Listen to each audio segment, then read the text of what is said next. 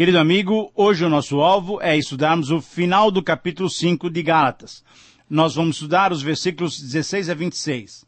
Nesse parágrafo, encontramos uma das passagens mais conhecidas de toda a Bíblia. Nesse texto, nós encontramos a lista que Paulo faz das obras da carne e a lista dos itens que compõem o fruto do Espírito.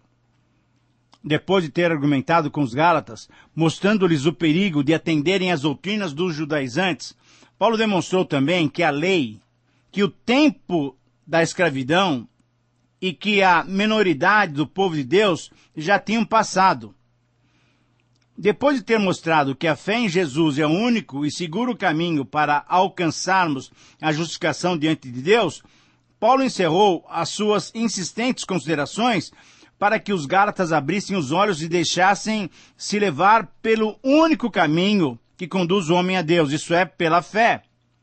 Vimos já nesses dois últimos programas que a partir do início do capítulo 5, Paulo agora está mostrando o que é e como viver essa vida no Espírito, essa vida livre, essa vida de fé. Nesses dois capítulos finais da carta, Paulo mostra como a fé em Jesus Cristo deve ser traduzida em ações práticas na nossa vivência diária. Mas algo surpreendente que Paulo mostra é que mesmo estando livres, mesmo sendo libertos por Jesus Cristo, podemos novamente nos tornar escravos. É real, isso é real. É duro, mas é a realidade. É importante entendermos muito bem essa colocação. Veja bem, a liberdade é um dom que Deus nos deu em Jesus Cristo, mas é ao mesmo tempo uma dádiva pela qual temos que lutar para preservá-la. Temos que entender bem essa questão. Não se trata mais de cairmos na escravidão a que a lei nos submetia, mas trata-se de cairmos sob um outro terrível inimigo que não nos deixa em paz nem um segundo qualquer. Temos que nos manter aguerridos para não cairmos sob o domínio da nossa carne, isto é, da nossa antiga natureza, dos nossos instintos egoístas. É verdade. De um lado, temos que lutar contra a lei, que é o primeiro inimigo. Mas, por outro lado, temos que lutar contra a carne, o nosso segundo inimigo. De um lado, o legalismo. Do outro lado, o liberalismo, a libertinagem, a licenciosidade, a vida sem lei. Essa é, em resumo, a constante luta até o dia em que cada um de nós vai se encontrar definitivamente com o Senhor. Então, diante dessa tremenda situação, dessa batalha que nunca termina, é que Paulo gritou e bradou: desventurado homem que sou! Quem me livrará do corpo dessa morte? Você lembra? Isso nós já estudamos lá em Romanos 7:24.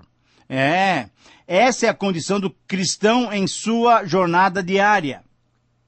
Querido amigo, cada cristão enfrenta uma guerra civil contínua, que nunca cessa. Essa é a luta interna que cada cristão verdadeiro tem que travar se ele deseja experimentar tudo o que o Evangelho lhe oferece. A antiga natureza, a natureza adâmica, a vida na carne que ainda temos enquanto vivemos nessa dimensão, ela faz constantemente o papel de antagonista à nova vida, a vida da fé, a vida livre, a vida no Espírito. Essa é a dinâmica da vida cristã. Essa é a batalha espiritual que todo cristão comprometido tem que enfrentar. Por sua vez, o Espírito Santo que em nós veio habitar por meio da fé, se opõe violenta e veementemente aos desejos da carne, aos desejos egoístas, aos instintos humanos, nossos carnais, pecaminosos, que ainda estão presentes em cada um de nós. Então, o cristão verdadeiro, o cristão comprometido e compromissado, o cristão que deseja realmente viver para a glória de Deus, ele se vê obrigado a fazer uma decisão muito séria. Ele tem que escolher ou viver na carne, isso é, dominado e influenciado pela antiga natureza, ou viver no Espírito, isso é, dominado e influenciado pela nova natureza. Todos os dias, durante toda a sua existência, o cristão nessa dimensão terrena tem que tomar essa decisão. Não há como fugir dessa situação. O verdadeiro cristão está colocado frente a essa decisão diária: viver na carne ou viver no espírito. Andar no poder e na energia da carne significa carnalidade e derrota. E caso essa atitude se torne persistente, implica em disciplina por parte do Senhor, que quer vê-lo vivendo a nova vida de modo diferente e abençoador. Por outro lado, andar no poder e na energia do Espírito Santo significa espiritualidade, significa vitória. E caso essa atitude também se torne persistente, implica, sabe no quê? Em bênção, em constante alegria no Senhor e cada vez mais capacidade de discernir entre o bem e o mal, capacidade de perceber a intenção de Deus, capacidade de conhecer e andar de acordo com a vontade de Deus. Significa também capacidade de ser usado pelo Senhor para abençoar a muitos que ainda não usufruem dessa nova vida que Cristo nos concede. Esse é o desafio que nos está proposto. Essa é a responsabilidade de cada um de nós que almejamos viver para a glória de Deus. Sozinhos, com as nossas próprias forças, infelizmente, nós não temos condições de agradar a Deus, porque, como disse Paulo, o querer o bem está em mim, não, porém, o efetuá-lo. Porque não faço o bem que prefiro, mas o mal que não quero, esse eu faço. Romanos 7, 18 e 19. Mas Deus tem nos dado graciosamente o seu Santo Espírito. Ele nos capacita a efetuar o bem que desejamos fazer em nossa nova motivação da vida. Querido amigo, diante dessa verdade tão clara, o título então para esse parágrafo é o seguinte: a vida controlada pelo Espírito Santo. Na verdade, temos que lembrar que é importante isso, muito importante. Nós temos que entender isso de modo muito claro, que nós, como cristãos, somos verdadeiramente livres, conforme nós vimos no versículo 1 e no versículo 13 desse capítulo. A libertação que Cristo nos concedeu nos livra da lei, do pecado, do inimigo, da condenação, da morte e da carne. Mas sobre essa liberdade que conseguimos pela graça e por meio da fé em Cristo, ela deve ser bem entendida, bem assimilada. Para isso são importantes 3 considerações. Primeiro, essa liberdade que é concedida quando se conhece a verdade, conhecereis a verdade e a verdade vos libertará, ela não pode ser mal utilizada, dando ocasião às obras da carne. Isso é, de modo bem específico, destruindo até relacionamentos cristãos. Segunda consideração, essa liberdade, quando bem entendida e utilizada, nos faz espontaneamente sermos servos uns dos outros. Pela prática do amor, é lógico.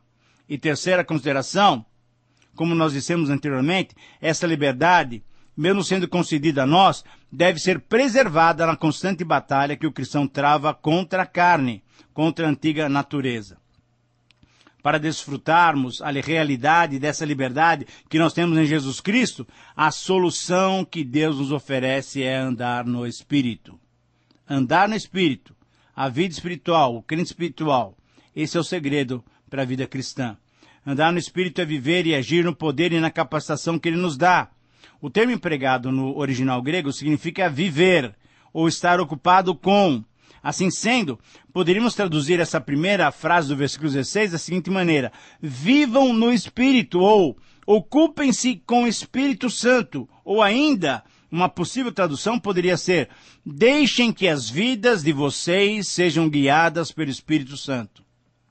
Querido amigo, e a consequência desse tipo de vida é que assim jamais satisfaremos os desejos da carne, da velha natureza.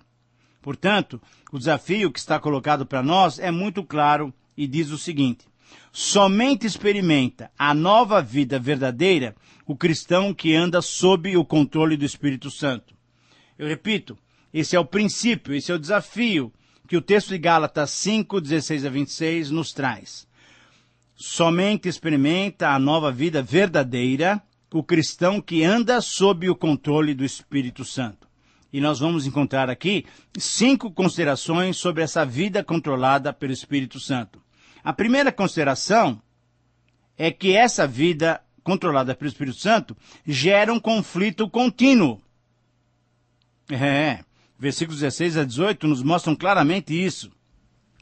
E esse conflito acontece por pelo menos 5 razões. Primeiro, porque para vencer a carne é necessário andar no Espírito. Segundo, porque o Espírito mesmo, trava uma dura batalha contra a carne, isso é, contra a nossa antiga natureza. Por quê? Porque eles são opostos entre si.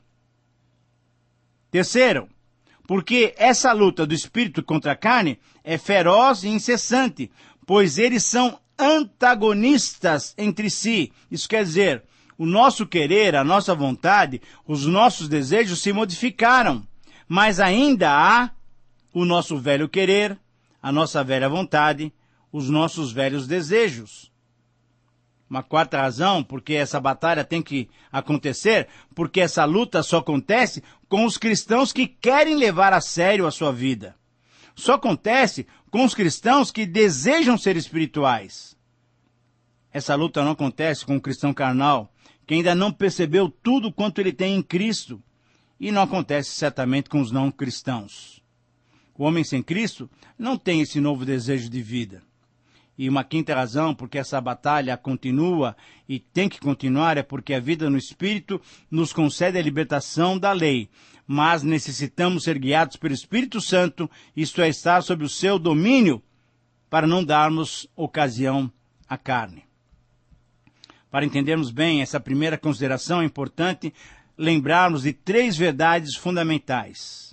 O significado da palavra carne não é corpo, não é físico. É a nossa tendência humana natural. É a nossa natureza adâmica. Segundo, o significado do verbo andar é comportar-se, é ter o caráter de. E o tempo do verbo é imperativo, isso é uma ordem.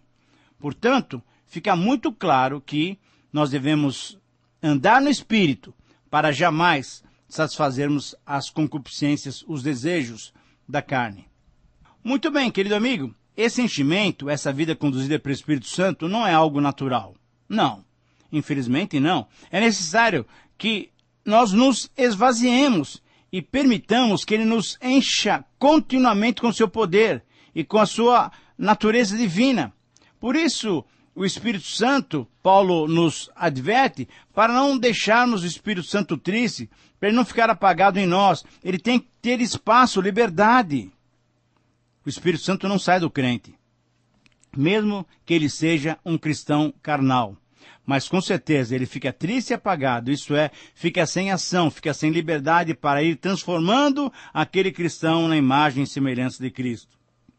A antiga natureza, a adâmica, a carnal, nos acompanha durante toda a vida. Mas ela deve ser posta sempre numa cruz. E é quando ela está na cruz que o Espírito Santo pode agir livremente em nós. Creio que Romanos 8,13 nos ajuda a entender essa ordem que a Bíblia nos dá. Mas, se pelo Espírito mortificardes os feitos da carne, certamente vivereis. Veja, querido amigo, que é necessário darmos liberdades para o Espírito Santo, para que ele possa combater essa nossa tendência antiga da nossa velha vida, da carne, que nos acompanha até o dia final em que estivermos aqui nesse mundo. A segunda consideração sobre a vida controlada pelo Espírito Santo é que ela é percebida pelas obras realizadas. Nos versículos 19 a 21, nós temos essa infeliz relação de feitos da carne. São 15 realizações que podem ser subdivididas em 5 áreas. Vida sexual desregrada, isso é, prostituição, imoralidade sexual. Segundo, vida mental comprometida, impureza, lascívia ou libertinagem. Terceiro, vida religiosa aparente, idolatria, feitiçarias. Quarto lugar, veja a quantidade que Paulo menciona aqui. Vida de relacionamentos quebrados, inimizade, ódio, porfia, discórdia, ciúmes, iras, egoísmo, dissensões, facções, invejas. Muitas vezes nós pensamos que vida carnal é uma vida devassa, uma vida de alguém assim, muito pecador. Mas uma vida carnal é uma vida de relacionamentos quebrados também. Veja o que Paulo coloca, quantas dicas que ele nos dá para não termos essa vida de relacionamentos quebrados. Isso demonstra infantilidade e carnalidade. E uma quinta área também é a vida de descontrole pessoal, que nós percebemos na prática da bebedice ou da glutonaria. Querido amigo, essa é a vida que a carne pode nos oferecer. Por isso, a terceira consideração sobre a vida controlada pelo Espírito Santo é que ela é percebida pelo fruto produzido. Em contrapartida, Paulo agora nos apresenta 9 manifestações do fruto do Espírito Santo em nós, da ação do Espírito Santo em nós. E esses resultados também podem ser divididos em 3 grupos. Primeiro, em relação a Deus, nós temos que amá-lo, porque o amor deve ser sacrificial. De todas as maneiras, força. O Senhor mesmo nos capacita a amar. E nós comprovamos que amamos a Deus quando amamos o nosso irmão. Não é alguma coisa assim etérea. Não, é algo prático. Alegria é um outro aspecto do fruto, fundamentado neles, em Deus, em Jesus e no Espírito Santo, nós temos uma verdadeira alegria. Em terceiro lugar, a paz. São 3 frutos, são 3 aspectos do fruto em relação a Deus. Segundo, em relação ao próximo, longanimidade ou paciência, benignidade ou amabilidade e bondade. Isso é, toda maneira de nós vivermos será sempre em favor do nosso próximo. Isso é o Senhor produzindo a sua vida nova em nós. Jesus foi bondoso, mesmo quando limpou o templo. Nós temos que reprovar, corrigir ou até disciplinar o erro, mas fazer isso com profundo amor, com profunda amabilidade. E um outro grupo de características desse fruto do Espírito é aqueles em relação a nós mesmos. Fidelidade, mansidão e domínio próprio. Isso é, você tem que ser alguém de confiança, você tem que ser alguém submetido à vontade de Deus, você tem que ter domínio próprio, controlar os seus desejos e paixões. É saber controlar as áreas de dificuldade na sua própria vida. É a abstinência do mal. Mas isso só vai acontecer pela livre ação do Espírito Santo em nossas vidas. Paulo está mostrando que quando o Espírito Santo tem liberdade para nos dirigir e nos conduzir, quando ele tem a oportunidade de nos encher e nos controlar, em parceria conosco, ele vai produzir essas características em nossa vida. Não é algo automático, não. Eu preciso me esvaziar. Você precisa se esvaziar para que ele possa controlar a nossa vida. A quarta consideração sobre essa vida controlada pelo Espírito Santo é que ela é percebida nas recompensas recebidas. Versículos 21 a 23, nós encontramos as últimas frases desses versos, mostram um contraste entre as obras e o fruto, entre as realizações da antiga natureza e as consequências da ação do Espírito Santo em nossas vidas. Vamos observar bem essas 2 recompensas. Veja bem, a recompensa da vida vivida conforme a inclinação da carne é herança no reino de Deus? Não, com certeza não. Uma vida completamente longe de Deus. Enquanto isso, por outro lado, a recompensa da vida vivida sob o controle do Espírito Santo é uma vida eterna. Uma vida em que a lei não nos pega mais, em que superamos a lei pela graça e misericórdia de Deus. E em quinto lugar, uma quinta consideração sobre a vida controlada pelo Espírito Santo é que ela só é alcançada quando deixamos ele agir. O que devemos fazer para controlar a nossa carne e produzir o fruto do Espírito Santo? A resposta é simples. Simples, é clara. Devemos deixar o Espírito Santo agir. Agora, esse agir do Espírito Santo em nós exige 3 fatores, 3 ações nossas. Primeiro, devemos estar em Cristo e crucificar a nossa carne. Segundo, devemos viver e andar no Espírito, inclinando-nos para lhe agradar.